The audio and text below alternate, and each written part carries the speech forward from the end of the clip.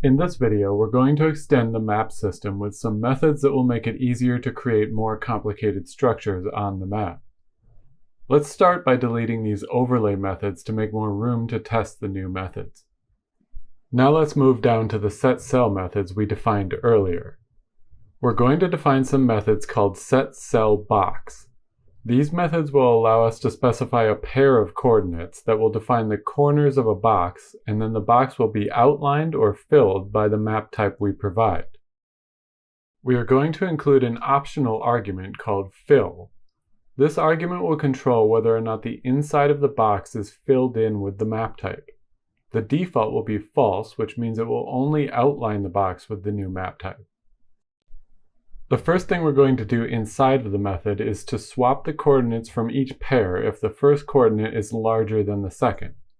This will make it much simpler to iterate through the coordinates to draw the box. We want to be able to provide 2 points on the map without worrying about whether the first point starts at a lower coordinate than the second. We will get the same box either way, so this is just for convenience. Next, we're going to set up a nested pair of for loops to iterate through the coordinates in order to draw the box. The outer loop will start at x1 and continue until it equals x2, and the inner loop will start at y1 and continue until it equals y2. Inside the loops, we will first define a local Boolean variable called onEdge that will be true if the current xy pair is on the edge of the box. This will be true only if one of the coordinates is equal to its starting or ending value. Next, we will use an if statement to check if we should actually set the cell at this position. If the argument fill is set to true, then we will always place a tile because we are trying to fill up the entire box with the new map type. If fill is set to false, then we only want to set the cell if we are currently on the edge of the box. We can handle both of these cases with an OR statement. Now let's test out the new method. Let's try to create a box with one corner at 3, 3 and the other corner at -3, -3. This will test whether our swaps are working correctly, because if the coordinates were not swapped, then x would start at 3, which is already greater than or equal to -3.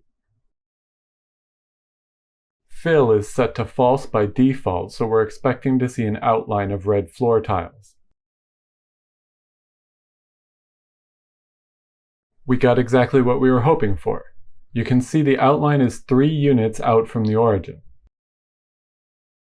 Now let's test the fill argument by setting it to true.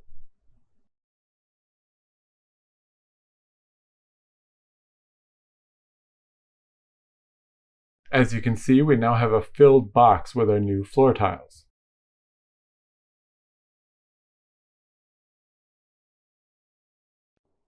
Now we're simply going to copy this method to create the other 2 overloads, which will allow us to create boxes on the structure and overlay layers. There's nothing new involved here, we are just going to replace the map type in each overload. This is exactly what we did with the set cell methods.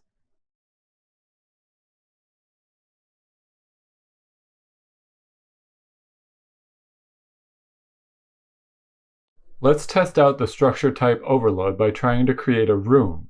We're also going to test out the symmetry of our method by providing the corners in a different order. We will call setCellBox with the wall2 type with the exact same size as our floor.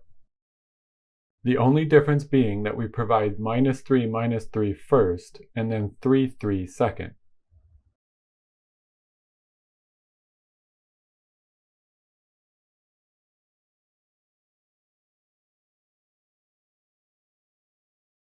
There we go, we've now got a room with a floor and walls, and we didn't have to go around setting all of the cells individually.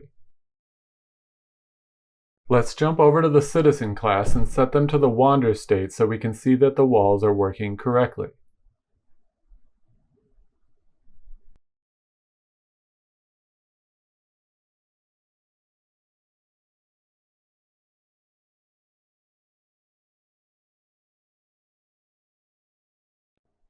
Right there, you can see that the pink citizen attempted to walk through the wall and he was placed into the idle state for a short moment before he chose a new direction. Notice they stop glowing when they are in the idle state. Let's set them back to the idle state now.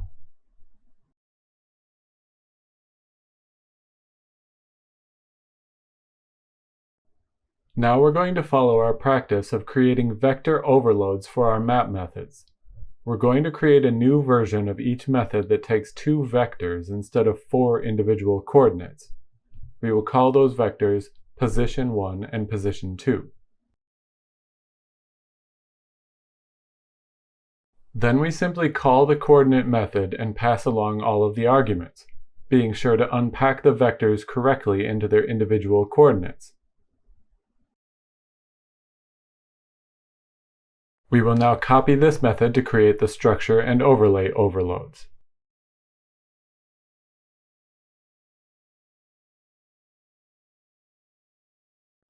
That's everything we're going to do in this video. In the next video, we will introduce a UI that allows the user to change the movement state of the citizens from within the application.